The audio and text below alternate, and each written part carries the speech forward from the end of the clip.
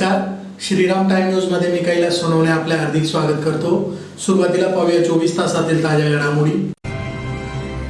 नेर येथील डीजे वाहन चोरीचा गुन्हा तालुका पोलिसांनी केला उघड. 3 जण जेरबंद. महापालिका निवडणुकीत मतदार यादीतील गोंधळ दूर करून हरकतींसाठी 21 दिवसांचा कालावधी देण्याची मागणी. दोंडाईच्या नगर परिषदेच्या निवडणूक निकालाची चौकशीची युवा सेनेची मागणी. चंपाषष्ठी निमित्त शहरातील खंडेराव मंदिर येथे रक्तदान शिबिरासह विविध कार्यक्रमांचे आयोजन. चितोड उपनगरातील आदिवासींच्या दफनभूमी व नदीवरील अतिक्रमण काढण्याची मागणी. आणि EPS 95 पेन्शनर्सतर्फे 3 व 4 डिसेंबर रोजी दिल्लीत करण्यात येणार आंदोलन. आता बातमीपत्र विस्ताराने. धुळे तालुका पोलिसांनी नेर शिवारातून झालेल्या डीजे वाहन चोरीचा गुन्हा अवघ्या काही दिवसात उघडकीस आणला असून सलग 72 तासांच्या अथक शोध मोहिमेद्वारे 70,000 रुपये किमतीचा मुद्देमाल हस्तगत करत 3 आरोपींना जेरबंद करण्यात आले आहे. याबाबत अधिक माहिती अशी की तक्रारदार सतीश संजय मोरे यांच्या ताब्यातील टाटा LPT मालवाहू वाहन क्रमांक MH4 CU 1172 हे वाहन, त्यावर बसवलेले स्पीकर, मिक्सर आणि बँडचे साहित्य 3 नोव्हेंबरच्या रात्री ते 6 नोव्हेंबरच्या दुपारी या काळात अज्ञात चोरट्यांनी चोरून नेले होते. घटनेनंतर धुळे तालुका पोलीस ठाण्यात गुन्हा दाखल करण्यात आला होता. घटनेची माहिती मिळताच पोलीस निरीक्षक धनंजय पाटील यांनी पथकासह घटनास्थळी भेट देऊन तपासणी केली. घटनेची माहिती मिळताच पोलीस निरीक्षक धनंजय पाटील यांनी पथकासह घटनास्थळी भेट देऊन तपासाची दिशा निश्चित केली. प्रकरणाचे गांभीर्य लक्षात घेऊन पोलीस अधीक्षक श्रीकांत देवरे, अप्पर पोलीस अधीक्षक अजय देवरे आणि उपविभागीय पोलीस अधिकारी संजय बांबळे यांनी पथकाला मार्गदर्शन केले. त्यांच्या सूचनेनुसार गुन्ह्याचा तपास जलद गतीने सुरू करण्यात आला. तपासादरम्यान पोलीस हवालदार उमेश पवार, पोलीस कॉन्स्टेबल कुणाल शिंगाणे यांनी पारंपरिक तपास पद्धतीचा वापर, साक्षीदारांची चौकशी, पूर्वीच्या गुन्हेगारांची पडताळणी आणि गुप्त बातमीदारामार्फत माहिती गोळा केली. तर police constable Gajendra Munde, police constable Rahul Devre, police constable Pratik Desale यांनी आधुनिक तांत्रिक साधनांचा वापर करून आर्टिफिशियल इंटेलिजन्स आणि जिमिनी याद्वारे घटनास्थळाची संबंधित तांत्रिक माहितीचे विश्लेषण केले. या तपासात धुळे, अंमळनेर, धरणगाव, जळगाव, भुसावळ, खामगाव, तरोदा, कसबा मार्गे मालेगाव तालुक्यातील मेडशी गावापर्यंत सुमारे 337 किमी अंतरातील तब्बल 59 CCTV कॅमेऱ्यांची व्हिडिओ आणि छायाचित्रे तपासण्यात आली. आरोपींचा मागोवा घेण्यासाठी पथकातील अंमलदारांनी तब्बल 72 तास सलग प्रवास केला. अखेर मिळालेल्या ठोस माहितीच्या आधारे मेडशी येथे 3 आरोपींना ताब्यात घेत चोरीस गेलेले वाहन व मुद्देमाल जप्त करण्यात आला. त्यानंतर ते वाहन प्रत्यक्ष चालवत धुळे येथे आणण्यात आले. ही संपूर्ण कारवाई पोलीस निरीक्षक धनंजय पाटील यांच्या पर्यवेक्षणात पार पडली. पुढील तपास पोलीस हवालदार दिनेश देवरे करीत आहेत. आरोपींना न्यायालयात हजर करण्यात आले आहे. या यशस्वी कारवाईमुळे वाहन चोरीच्या गुन्ह्यांवर पोलिसांकडून होत असलेल्या प्रभावी नियंत्रणाची दुसरी पुष्टी असल्याचे मानले जात आहे. तालुका पोलीस स्टेशन तपास पथक टीमने अतिशय चांगली कामगिरी करत एक बँड ठेवलेली मोठी 4 व्हीलर ट्रक ही वाशिम जिल्ह्यात जवळपास 350 किलोमीटर प्रवास करून 72 तास न झोपता न आराम करता तांत्रिक तपासाचा अतिशय चांगला मेळ घालत त्याच्यामध्ये AI टेक्नॉलॉजी आहे, तसंच पारंपरिक तपास आहे, अशा पद्धतीने तपास करून सदरचे चोरीला गेलेले वाहन जप्त करण्यात आलेले आहे. त्याच्यामध्ये तालुका पोलीस स्टेशन येथे दिनांक 10/11/25 रोजी गुन्हा नंबर 669/25 BNS कलम 303(2) प्रमाणे गुन्हा दाखल होता. या गुन्ह्यामध्ये आता गेलेला मुद्देमाल म्हणजे एक टाटा कंपनीची ट्रक, त्याच्यात बँड आणि डीजेचे साहित्य ठेवलेले असं जप्त करण्यात आलेलं आहे. आणि याच्यात एकूण 3 आरोपी निष्पन्न झालेले आहेत. अतिशय चांगल्या पद्धतीने तपास टीमने काम केलेले आहे. धुळे महानगरपालिका सार्वत्रिक निवडणुकीत मतदार यादीतील गोंधळ दूर करून हरकतींसाठी 21 दिवसांचा कालावधी मिळावा या मागणीसाठी शिवसेना उद्धव बाळासाहेब ठाकरे पक्षातर्फे जिल्हाधिकारी कार्यालयासमोर निदर्शने करून निवेदन देण्यात आले आहे. निवेदनात म्हटले आहे की धुळे महानगरपालिका निवडणूक निर्णय अधिकारी यांनी नुकतीच प्रारूप मतदार यादी 20 नोव्हेंबर रोजी प्रसिद्ध केली असून या प्रारूप मतदार यादीमध्ये धुळे महानगरपालिका क्षेत्रातील प्रभाग क्रमांक 1 ते 19 मध्ये अनेक प्रकारच्या अक्षम्य चुका आढळून आलेल्या आहेत. त्यातच दुबार मतदारांची संख्या 28,000 इतकी दर्शवण्यात आलेली असून प्रथम दर्शनी प्रभागनिहाय प्रारूप मतदार यादीमध्ये सीमांकन रेषेतीलच रहिवास क्षेत्राचा उल्लेख केलेला नसून मृत व्यक्तींची नावे या यादीतून वगळलेली नाहीत. तसेच नवमतदारांचा देखील समावेश झालेला नसून अनेक प्रभागात प्रभागाच्या सीमांकन रेषेबाहेरील अनेक मतदारांची नावे टाकण्यात आलेली आहेत. ही नावे शोधताना इच्छुक उमेदवारांची तारंबळ उडत असून मृत व्यक्ती शोधणे, जुलै अगोदर नोंदणी झालेले मतदार शोधणे तसेच सीमांकन रेषेतीलच प्रभागातील मतदारांची त्याच प्रभागात नोंदणी करून घेणे याबाबत हरकती घेण्यासाठी फक्त 7 दिवसांची म्हणजे 27 नोव्हेंबरपर्यंत मुदत देण्यात आली असून ती अत्यल्प स्वरूपाची आहे. प्रारूप मतदार यादीमध्ये असंख्य तांत्रिक चुका आढळून आलेल्या असून या सर्व चुकांबाबत हरकती घेण्यासाठी दिलेला 7 दिवसांचा वेळ अत्यंत कमी कालावधीचा असून या कालावधीत इच्छुक उमेदवारांना हरकती घेताना पुरेसा वेळ देण्यात आलेला नाही. त्यामुळे दिलेल्या कालावधीत जरी हरकती सादर करण्यात आल्या तरी तांत्रिकदृष्ट्या यादी सक्षम होणार नाही. त्यामुळे आम्ही आपणास विनंती करतो की सर्व इच्छुक उमेदवारांना हरकती घेण्यासाठी किमान 21 दिवसांची मुदतवाढ देण्यात यावी, जेणेकरून या निवडणुका निपक्षपातीपणाने पार पडतील. कृपया निवेदनाचा गांभीर्याने विचार करून अडचणी दूर करण्यासाठी 21 दिवसांचा कालावधी देण्यात यावा असे नमूद करण्यात आले. यावेळी जिल्हा प्रमुख अतुल सोनवणे, भगवान करणकाळ, नरेंद्र परदेशी, धीरज पाटील, भरत मोरे, पिंटू सिरसाट, संदीप सूर्यवंशी, कपिल लिंगायत, अजय चौधरी, वैभव पाटील, अनिल सिरसाट, निलेश कांजरेकर, प्रशांत ठाकूर, आनंद जावडेकर, नितीन देशमुख, विष्णू जावडेकर, शुभम मेतकर, अण्णा फुलपगारे आदी उपस्थित होते. धुळे महानगरपालिका निवडणुकी संदर्भामध्ये ज्या प्रारूप मतदार याद्या प्रसिद्ध झालेल्या होत्या त्या मतदार याद्यामध्ये तांत्रिकदृष्ट्या प्रचंड घोळ त्या ठिकाणी निर्माण झालेला आहे. जे प्रभागाचं सीमांकन ठरवून दिलेलं होतं त्या सीमांकन रेषेबाहेरील मतदारांची नावं त्या ठिकाणी टाकण्यात आलेले आहेत. मृत मतदार वगळण्यात आलेले नाहीत. तसेच नवमतदारांचा देखील त्या ठिकाणी समावेश झालेला नाही.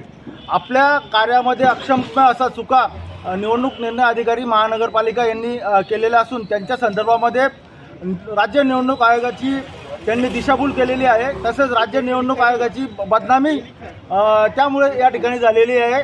या संदर्भामध्ये शिवसेना उद्धव बाळासाहेब ठाकरे पक्षाच्या वतीने आम्ही जिल्हाधिकाऱ्यांना भेटलो आणि निवडणूक निर्णय अधिकाऱ्यांनी राज्य निवडणूक आयोगाने घालून दिलेले जे दिशानिर्देश होते ते पायदळी तुडवलेले आहेत आणि निवडणूक निर्णय अधिकारी आणि त्यांचे सर्व कर्मचारी यांनी जाणून बुजून इच्छुक उमेदवारांना असेल, धुळेकर नागरिकांना असेल त्या ठिकाणी प्रचंड मनस्ताप दिलेला आहे. याद्या सर्व उमेदवारांनी विकत घेतलेल्या असताना सुद्धा त्या याद्यांमध्ये अनेक त्रुटी निर्माण आढळून आलेल्या आहेत.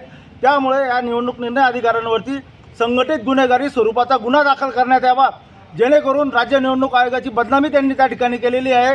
नागरिकांना नाहक त्रास दिलेला आहे. त्यामुळे त्या निवडणूक निर्णय अधिकाऱ्यांवरती गुन्हा दाखल करावा अशी मागणी आज आम्ही शिवसेना उद्धव बाळासाहेब ठाकरे पक्षाच्या वतीने केलेली आहे आणि आमच्या भावना राज्य निवडणूक आयोगापर्यंत पोहोचवण्याची मागणी देखील जिल्हाधिकाऱ्यांना केलेली आहे. जिल्हाधिकाऱ्यांनी आमचं निवेदन राज्य निवडणूक आयोगाकडे पाठवण्याच्या संदर्भामध्ये आम्हाला त्या ठिकाणी होकार दर्शवलेला आहे. दोंडाईच्या नगर परिषदेच्या निवडणूक निकालाची चौकशी करावी या मागणीसाठी युवा सेना धुळेतर्फे जिल्हाधिकारी कार्यालयासमोर निदर्शने करून निवेदन देण्यात आले आहे. निवेदनात म्हटले आहे की लोकशाही म्हणून निवडणुका घेतल्या जातात, त्या सुरक्षिततेत पार देखील पाडल्या जातात. गेल्या काही दिवसात नगरपंचायत आणि नगरपरिषदांच्या निवडणुकांसाठी मतदानाची प्रक्रिया ही पार पडत असून यासाठी उमेदवारी अर्ज स्वीकारणे आणि माघारीची प्रक्रिया देखील पार पडली. जिल्ह्यात होत असलेल्या नगरपंचायत आणि नगरपरिषद निवडणुकांमध्ये सर्वच राजकीय पक्षांनी आपले उमेदवार जाहीर केले होते. मात्र धुळे जिल्ह्यातील दोंडाईच्या येथे उमेदवारी अर्ज भरण्याची प्रक्रिया पार पडल्यानंतर माघारीच्या शेवटच्या दिवशी सत्ताधारी पक्ष वगळता सर्वच विरोधी पक्षातील उमेदवारांचे उमेदवारी अर्ज मागे घेतले गेले आणि दोंडाईच्या नगर परिषद ही संपूर्णपणे बिनविरोध विजय झाल्याचे जाहीर करण्यात आले. माघारीच्या शेवटच्या दिवशी असा काय साक्षात्कार झाला की एक पक्ष सोडून इतर सर्व पक्षांच्या उमेदवारांनी अर्ज माघार घेऊन दोंडाईच्या शहरात राहणाऱ्या लाखो मतदारांचा मतदानाचा अधिकारच हिसकावला गेला. ते पण 1-2 नव्हे तर सर्वच्या सर्व म्हणजे तब्बल 26 अधिक उमेदवारांनी अर्ज मागे घेतले. गेल्या 73 वर्षापासून सुरळीत चालत आलेली निवडणूक प्रक्रिया ज्यात प्रत्येकास मतदानाचा हक्क बजावता येत होता. लोकशाहीच्या धर्तीवर निवडणुका पार पाडल्या जात होत्या. परंतु यास छेद देत 2025मध्ये असे काय घडले की निवडणूक न होता सर्वच्या सर्व बिनविरोध होऊन भाजप या पक्षाचा विजय घोषित करण्यात आला. आपण 2025मध्ये आहोत, 1925मध्ये नाही. भारतीय नागरिकांना स्वातंत्र्य मिळावे यासाठी आपल्या पूर्वजांनी प्राणाच्या आहुत्या दिल्या. ते दिवस बघण्यासाठी नाही, ते लढले स्वातंत्र्यासाठी, लोकशाही निर्माण होण्यासाठी. आज विरोधी पक्षातील उमेदवारांवर दडपशाहीचा वापर करून उमेदवारी अर्ज मागे घेण्यास भाग पाडून त्या ठिकाणी निवडणूक न होऊ देता एकतर्फी भाजपचा विजयी झाल्याचे जाहीर करण्यात आले. यावरून लोकशाही स्वातंत्र्य आज उरले आहे का, असा प्रश्न आणि शंका आम्हाला निर्माण झाली आहे. दोंडाईच्या नगर परिषदेचा निकाल हा अत्यंत धक्कादायक असून या ठिकाणी विरोधी पक्षातील उमेदवारांनी देखील आपले उमेदवारी अर्ज भरले होते. मात्र माघारीच्या शेवटच्या 2 दिवसात अचानक आपले उमेदवारी अर्ज माघार घेणे आणि एकतर्फी निकाल जाहीर होणे हे अत्यंत संशयास्पद असून या निवडणुकीमध्ये लोकशाहीची एक प्रकारे हत्या करण्याचे पातक सत्ताधारी पक्षाने केले आहे. सत्ताधारी पक्षातील मंत्री आमदार यांनी बळाचा वापर करत आपल्याला कोणी विरोधकच असू नये म्हणून जे उमेदवार निवडणूक रिंगणात होते त्यांना अर्ज माघार घेण्यास भाग पाडले का? त्यात पोलीस प्रशासन, स्थानिक शासकीय यंत्रणा यांची एक मशिनरी म्हणून वापर करण्यात आला आहे का? त्या संपूर्ण प्रक्रियेची निपक्षपाती चौकशी होणे लोकशाही जिवंत ठेवण्यासाठी गरजेचे आहे. सत्ताधारी नेत्यांनी राज्यातून देशातून लोकशाही संपवण्याच्या शर्तीचे प्रयत्न सुरू केलेले आहे. त्याचा प्रत्यय नगरपालिका निवडणुकांमध्ये प्रत्यक्ष येत आहे. एकीकडे प्रभागातील मतदारांना उमेदवारी केलेला एकही उमेदवार हा लोकप्रतिनिधी म्हणून नको असल्यास त्यासाठी नोटा हे बटन दाबण्याचा अधिकार निवडणूक आयोगाने दिलेला आहे. मतदारांना एकही उमेदवार लायक नसल्यास ते नोटा बटन देखील दाबू शकतात, हा अधिकार देते. मात्र दुसरीकडे त्यास मतदानच करू देणे हे लोकशाहीसाठी अत्यंत धक्कादायक असून आम्ही याचा निषेध व्यक्त करीत आहोत. दोंडाईच्या नगर परिषदेत झालेला संपूर्ण प्रकार हा संशयास्पद असून निवडणूक निर्णय अधिकारी या नात्याने आपण जाहीर केलेल्या निकालास स्थगिती देऊन आपल्यासह एक त्रिसदस्यीय समिती स्थापन करून सर्व पक्षांच्या माघार घेतलेल्या उमेदवारांसोबत संवाद साधावा. त्यांच्यावर दडपशाही करण्यात आली का? नेमके माघार घेण्याचे कारण काय? हे लाखो धुळेकरांच्या समोर येणे अतिशय गरजेचे झाले असून माघार घेतलेल्या उमेदवारांना संरक्षण देऊन त्यांच्याशी चर्चा करावी. अंतिम त्यांच्या चर्चेतून जे काही स्पष्टीकरण समोर येईल त्यावर आपण निर्णय जाहीर करावा, जेणेकरून 73 वर्षापासून अबाधित असलेली लोकशाही आणि मतदारांना आपला मतदानाचा हक्क बजावण्याची प्रक्रिया अबाधित राहील. मतदारांना त्यांचा मतदानाचा हक्क मिळवून द्यावा ही आपणास नम्र विनंती. यावेळी युवा सेना सहसचिव ॲडव्होकेट पंकज गोरे यांच्यासह पदाधिकारी उपस्थित होते. दोंडाईच्या नगरपालिकेसाठी इच्छुक उमेदवारांनी अर्ज घेतले आणि अर्ज भरले देखील आणि कालांतराने अंतिम मुदत येण्याच्या आधी सर्वांनी म्हणजे 26 ठिकाणी ज्यांनी अर्ज वेगवेगळ्या पक्षाच्या लोकांनी, अपक्षाच्या लोकांनी ज्यांनी भरले त्या सर्वांनी सरसकट माघार घेणे म्हणजे कुठेतरी ही संशयास्पद बाब आहे. आणि ही अशा पद्धतीने जर निवडणुका होणार असतील तर लोकशाही ही आज अस्तित्वात नाही असं म्हटलं तरी कमी होणार नाही. कारण उमेदवारांनी हिमतीने अर्ज घेऊन भरलेले असताना त्यांना माघार घेण्यासाठीचं कोणते कारण म्हणजे असे काय घडले की त्या सर्वांनी सरसकट माघार घेतली. ही अशा पद्धतीची जे प्रकरण घडले आहे त्याची चौकशी करावी अशा पद्धतीचं निवेदन आज आम्ही जिल्हाधिकारी महोदयांना दिलं आहे. या संदर्भात त्रिसदस्यीय चौकशी समिती नेमून त्या आपल्या नेतृत्वात ज्या उमेदवारांनी अर्ज भरले त्या सर्वांना बोलवून त्यांच्याशी संवाद साधून त्यांना सुरक्षा प्रदान करून जे काही सत्य असेल ते सत्य समोर आणावे.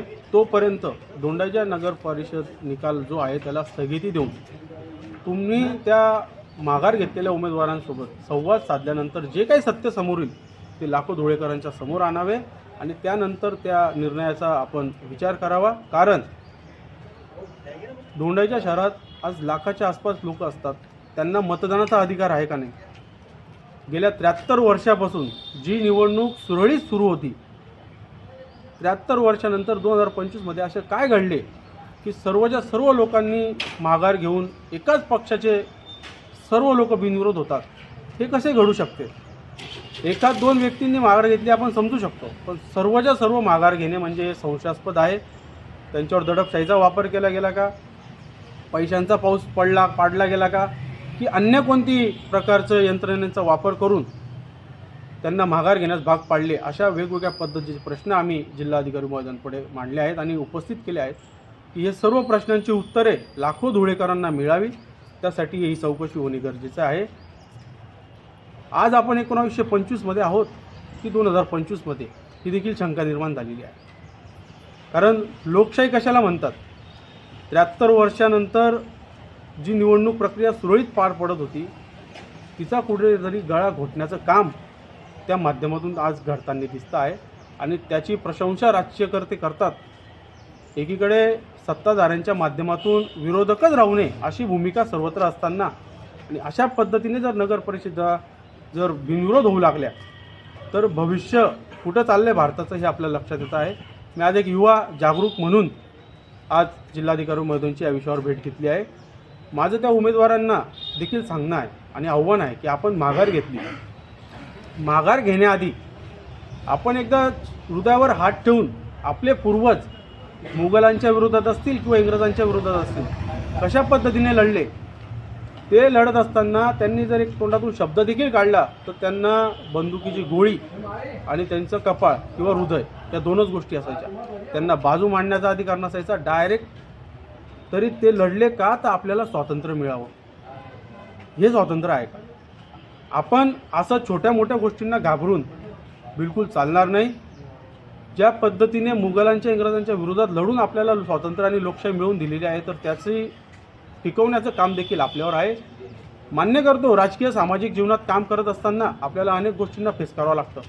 परिवारावर देखील दबावतंत्र वापरण्याचा प्रकार येतो. पण जर सामाजिक राजकीय चंपाषष्ठीनिमित्त धुळे शहरातील प्रभाकर चित्रपटगृहासमोरील खंडेराव मंदिर येथे विविध धार्मिक, सामाजिक आणि सांस्कृतिक कार्यक्रमांचे आयोजन करण्यात आले होते. यावेळी आयोजित रक्तदान शिबिराला भाविकांनी उत्स्फूर्त प्रतिसाद देत सुमारे 40पेक्षा अधिक रक्तदात्यांनी रक्तदान केले. या शिबिरासाठी अजमेरा रोटरी ब्लड बँक यांचे विशेष सहकार्य लाभले. बुधवार दिनांक 26 नोव्हेंबर रोजी होणाऱ्या मुख्य उत्सवानिमित्त पहाटे 5 वाजता अभिषेक, दुपारी 12 वाजता महाआरती आणि त्यानंतर महाप्रसादाचे आयोजन करण्यात आले आहे. भक्तगणांनी मोठ्या संख्येने उपस्थित राहून दर्शनाचा लाभ घ्यावा असे आवाहन आयोजकांनी केले आहे. दुपारी 3 वाजता खंडेराव भजनी मंडळाची भजन संध्या संगीताची सुरावट घालणार असून संध्याकाळी 7 वाजल्यानंतर पारंपरिक जागरण गोंधळाने उत्सवाची रंगत अधिकच वाढणार आहे. या सर्व धार्मिक कार्यक्रमांचे आयोजन, नियोजन, व्यवस्था आणि व्यवस्थापन खंडेराव मंदिर सेवा मंडळ तसेच कार्यक्रम व्यवस्थापन समिती मार्फत करण्यात आले असून त्यात मंदिराचे मुख्य व्यवस्थापक पंकज खंडेराव कदमबांडे, पुजारी संतोष शर्मा, गोलू गुजर, प्रदीप शेवतकर, रतन बापू वाघमोडे, भूषण बडागे, भावेश परताडे, जितेंद्र गायकवाड, विनोद गिंदुडिया, कुणाल चौधरी आणि बापू मांगेडकर यांनी महत्त्वपूर्ण भूमिका बजावली. चंपाषष्ठी उत्सवाच्या सर्व उपक्रमांना भाविकांनी मोठ्या संख्येने उपस्थित राहून सहभाग घ्यावा असे आवाहन मंदिर सेवा मंडळाकडून करण्यात आले आहे. खंडेराव मंदिर आग्रा रोड यांचा सेवेकरी आम्ही 25/11/2025 रोजी रक्तदान शिबिराचे आयोजन केले होते. रोटरी क्लबमार्फत हे आयोजन करण्यात आलेले होते. आत्तापर्यंत 50 जणांनी रक्तदान ची सेवा दिलेली आहे आणि रक्तदान हे सर्वात श्रेष्ठ दान असल्यामुळे बऱ्याच लोकांनी या दानात सेवा दिलेली आहे. आणि उद्या 26/11/2025 रोजी चंपाषष्ठीनिमित्त भंडाऱ्याचा कार्यक्रम ठेवण्यात आलेला आहे आपल्या खंडेराव मंदिरामार्फत. तर सर्व भक्तांनी भंडाऱ्याचा आस्वाद घ्यावा आणि सर्वांनी सहकार्य करावे आणि मल्हारचरणी सर्व यात्रा सुख समृद्धीने आणि सुरळीत पार पडावी ही ईश्वरचरणी प्रार्थना करतो. उद्या दिनांक 26 रोजी चंपाषष्ठीनिमित्त सकाळी महाअभिषेक पंचामृताचा राहतो. दुपारी भजनी मंडळाचा कार्यक्रम, दुपारी 12 वाजेला महाभंडारा, रात्री जागरण गोंधळाचा कार्यक्रम आहे आणि आज रात्री रामदेव बाबा भजनी मंडळाचा कार्यक्रम ठेवलेला आहे. असे दरवर्षाप्रमाणे नित्यनियमाप्रमाणे यावर्षी चंपाषष्ठीनिमित्त आग्रारोड खंडेराव महाराज मंदिरात हा कार्यक्रम यशस्वीरित्या पार पडणार आहे. तरी सर्व भक्तगणांना विनंती आहे, आपण आवर्जून उपस्थित राहून दर्शनाचा लाभ घ्यावा व सहकार्य करावे. धुळे शहरातील चितोड उपनगर गट क्रमांक 45 मध्ये आदिवासी भिल समाजाच्या दफनविधी व नदीवर श्री गंगा पार्क डेव्हलपर्स यांनी अतिक्रमण केल्याने ते अतिक्रमण तात्काळ काढण्यात यावे अशी मागणी एकलव्य आदिवासी सेवा समितीच्या वतीने जिल्हाधिकाऱ्यांना निवेदनाद्वारे करण्यात आली आहे. निवेदन निवासी उपजिल्हाधिकारी संजय साबळे यांनी स्वीकारले. निवेदनात म्हटले आहे की धुळे महापालिका हद्दीतील चितोड उपनगर येथील गट क्रमांक 45 मध्ये आदिवासी भिल समाजाची वडिलोपार्जित दफनभूमी या ठिकाणी आहे. याच ठिकाणी आमचा समाज पिढ्यानपिढ्या अंत्यविधी करीत आला आहे. मात्र अलीकडे दफनभूमीच्या परिसरात व लगतच्या नदीपात्रात चितोड चौफुली सुरत बायपास येथे हॉटेल चंद्रदीप रेजन्सी समोर श्री गंगा पार्क डेव्हलपर यांनी अनधिकृत काम सुरू केले आहे. यात दफनभूमीचा काही भाग बळकावून प्लॉटिंगचे काम सुरू आहे. नदीपात्रात रुंदी कमी करण्यासाठी हजारो टन मुरुम, दगड, माती टाकून नदी बुजवण्यात आली आहे. JCB ट्रॅक्टरच्या साहाय्याने शासन परवानगीशिवाय मोठ्या प्रमाणात गौण खनिज उत्खनन केले आहे. दफनभूमीचा नैसर्गिक उतार, सीमारेषा व धार्मिक स्वरूप बाधित करण्यात आले आहे. नदी बुजवण्यामुळे नदीची रुंदी कमी झाल्यामुळे भविष्यात पावसाळ्यात पूर येण्याचा व पाणी गावात घुसण्याचा गंभीर धोका निर्माण झाला आहे. हे संपूर्ण काम बेकायदेशीर महानगरपालिका धुळे व महसूल विभागाच्या परवानगीशिवाय सुरू असून शासन महसुलाचे लाखो रुपयांचे नुकसान होत आहे. तसेच आमच्या आदिवासी समाजाच्या दफनभूमीचा अपमान व अस्तित्वाचा नाश होत आहे. तरी तात्काळ कारवाई करावी अशी मागणी करण्यात आली आहे. यावेळी संस्थापक अध्यक्ष अशोक दुलकर, शांताराम राजपूत, मूलचंद पवार, रमेश माळी, गोविंदा सोनवणे, राजेंद्र सोनवणे, कृष्णा पाडवी, महेश पाडवी, जगदीश माळी आदी उपस्थित होते. एकलव्य संघटना महाराष्ट्र प्रदेश अध्यक्ष मौजे चितोड उपनगर येथील आदिवासी मशानभूमी गट नंबर 45 च्या शेजारी असलेले श्री गंगा पार्क डेव्हलपर्स यांनी आदिवासी मशानभूमीवर अतिक्रमण करण्याचा आणि जागा बळकावण्याचा प्रयत्न चालू आहे. हजारो टन त्या ठिकाणी दगड, माती, मुरुम त्या ठिकाणी टाकून प्लॉटिंग करण्याचा प्लॅन चालू आहे. तरी आदिवासी स्मशानभूमीवर होणारे अतिक्रमण त्वरित थांबले पाहिजे. आणि जर नदी जर त्या ठिकाणी गुंजल्या गेली तर चितोड गावामध्ये पावसाळ्यामध्ये पाणी शिरेल आणि पाणी शिरल्यामुळे गावातील नागरिकांना मोठा धोका होण्याचा संभव आहे. तरी प्रशासनाने चितोड गावात येऊन नळपाणी करावी व संबंधित इस्मावर कडक शासन कारवाई व्हावी अशी मी गावाच्या वतीने, आदिवासी समाजाच्या वतीने प्रशासनाला आज निवेदन देण्यात आलेलं आहे.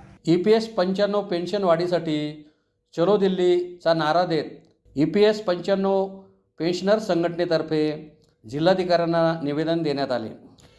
EPS 95 पेन्शनर्सच्या 4 प्रमुख मागण्यांवरून संघर्ष सुरू आहे. यात किमान 7,500 रुपये पेन्शन तसेच महागाई भत्ता लागू करणे, सर्वोच्च न्यायालयाच्या निकालानुसार पूर्ण वेतनावर आधारित हायर पेन्शन देणे, पेन्शनर पती पत्नीस मोफत आरोग्य सुविधा उपलब्ध करणे, ज्यांनी अज्ञानवश EPS योजना स्वीकारली नाही पण पेन्शन फंड भरण्यास तयार आहेत अशांना किमान 5,000 रुपये पेन्शन व महागाई भत्ता देण्यात यावा, या मागण्यांचा समावेश आहे. या मागण्यांसाठी सन 2020 व 2021 प्रतिनिधी मंडळाने पंतप्रधान नरेंद्र मोदी यांची 2दा भेट घेतली. त्यांनी सकारात्मक प्रतिसाद दिला. 4 श्रममंत्र्यांनी ही आश्वासने दिली पण प्रत्यक्ष परिणाम काहीच झाला नाही असे जिल्हाध्यक्ष उत्तर महाराष्ट्र अध्यक्ष देवीसिंग जाधव यांनी सांगितले. दिनांक 13 ऑक्टोबर रोजी CBT बैठकीदरम्यान श्रममंत्री मनसुख मांडविया यांनी राष्ट्रीय अध्यक्ष कमांडर अशोक राऊत आणि शिष्टमंडळाला पहिल्यांदाच लिखित आश्वासन दिले. पेन्शनर्सना अपेक्षा होती की निर्णय अल्पावधीत जाहीर होईल. मात्र महिना उलटूनही कोणतीही ठोस कारवाई न झाल्याने पुन्हा आंदोलनाची तयारी सुरू झाली. दिनांक 3 आणि 4 डिसेंबर रोजी दिल्लीतील जंतर मंतरवर मोठा मोर्चा व धरणे आंदोलन करण्यात येणार आहे. तसेच दिनांक 29 रोजी नाशिक भविष्य निधी आयुक्त कार्यालयासमोर धरणे आंदोलन करण्यात येऊन प्रादेशिक भविष्य निधी आयुक्त अनिल कुमार प्रीतम यांना निवेदन देण्यात येणार आहे. शिष्टमंडळातर्फे जिल्हाधिकाऱ्यांना निवेदन देण्यात आले. निवेदन उपजिल्हाधिकारी संजय साबळे यांच्यामार्फत पंतप्रधान नरेंद्र मोदी यांना पाठवण्यात आले. यावेळी AY Sonawane, JR Suryavanshi, भोजूसिंग Girase, Sanjay Patil, NG Rajput, Nathu मराठे, RV धनगर, युवराज पाटील, UN सोनवणे, राजेंद्र वाधाने, भिवराज देवकर, बन्सीलाल सिरसाट आदी उपस्थित होते. धुळे जिल्ह्याचा राष्ट्रीय संघर्ष समितीचा अध्यक्ष त्याचबरोबर उत्तर महाराष्ट्राचा अध्यक्ष आज भारत सरकारनं EPS पेन्शनचा प्रश्न सोडवण्यासंदर्भातलं एक निवेदन आदरणीय मोदी साहेबांच्या नावाने निवासी जिल्हाधिकारी यांच्या माध्यमातून पाठवलं आहे. गेल्या 10 वर्षापासून या प्रश्नावर आम्ही सरकारशी म्हणतोय. वेगवेगळ्या प्रकारची आंदोलनं देखील झाली. सरकारकडून आश्वासने देखील मिळाली. मोदी साहेबांची 2 भेटी देखील झाल्या. त्यापेक्षा 4 श्रममंत्री झाले. 4ही श्रममंत्र्यांशी प्रत्यक्ष भेटी बोलणं असून देखील आश्वासनापलीकडे विषय गेले नाही. परंतु एक आशेचा किरण असा दिसतोय की गेल्या 13 ऑक्टोबर रोजी दिल्लीत CBTच्या मीटिंगच्या माध्यमातून म्हणजे EPFOच्या नियामक मंडळाच्या मीटिंगच्या माध्यमातून ज्या वेळेला आम्ही दिल्लीला निदर्शनासाठी गेलो त्यावेळेला श्रममंत्री महोदय मांडवेजी यांनी आदरणीय कमांडर साहेब आणि राष्ट्रीय संघर्ष समितीच्या वरिष्ठ नेत्यांना चर्चेसाठी बोलावलं. आणि त्यावेळेला त्यांचं जे म्हणणं होतं की आम्ही फार सकारात्मक, कमांडर साहेब त्यावेळेला आपल्याला म्हटलं की आम्ही 10 वर्ष तुम्ही सकारात्मक आहात, आम्ही 10 वर्ष अनुभवत आहे, परंतु आम्ही फक्त आश्वासनावर जगायचं का? तुम्ही आम्हाला काहीतरी लेखी स्वरूपात द्या. आमची मागणी 7.5 आणि तर महागाई भत्त्याची आहे. तुम्ही म्हणतात ते निगोशिएशनला ह्या काय द्यायचं ते एकदा डिक्लेअर करा की कमीत कमी एक रूट, एक पाथ, एक मार्ग तयार होईल आणि जेणेकरून या देशातल्या 81 लाख पेन्शनर जे पेन्शनसाठी आशा लावून बसलेले, दरवर्षी 2 लाख 3 लाख पेन्शनर जात आहेत, तरी यांना कुठेतरी एक आशेचा किरण दिसेल, उर्वरित त्यांचं आयुष्य जे आहे सुखा समाधानाने जाईल. अशा दृष्टिकोनातनं देशभर एक कॅम्पेन आता चालतंय. त्याच्यामध्ये प्रत्येक जिल्ह्याचे खासदार आणि महाराष्ट्रामध्ये फक्त एक मंत्री आपल्याकडे उत्तर महाराष्ट्रात आहे, रक्षाताई खडसे, त्यांची देखील आपण भेट घेतली.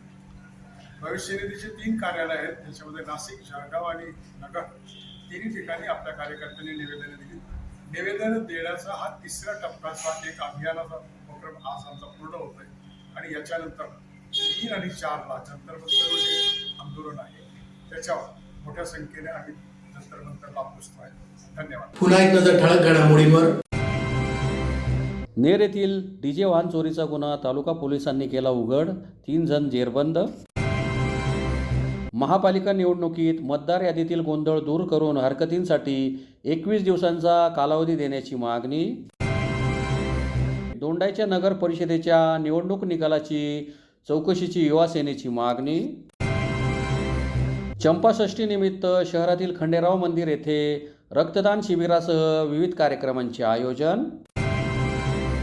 चितोड उपनगरातील आदिवासींच्या दफनभूमी व नदीवरील अतिक्रमण काढण्याची मागणी. आणि EPS 95 पेन्शनर्सतर्फे 3 व 4 डिसेंबर रोजी दिल्लीत करण्यात येणार आंदोलन. याचबरोबर श्रीराम टाइम न्यूजचे बातमीपत्र संपले. दिवसभरातील ताज्या घडामोडींसाठी पाहत राहा श्रीराम टाइम न्यूज. भेटूया पुढील प्रसारणात. तोपर्यंत नमस्कार.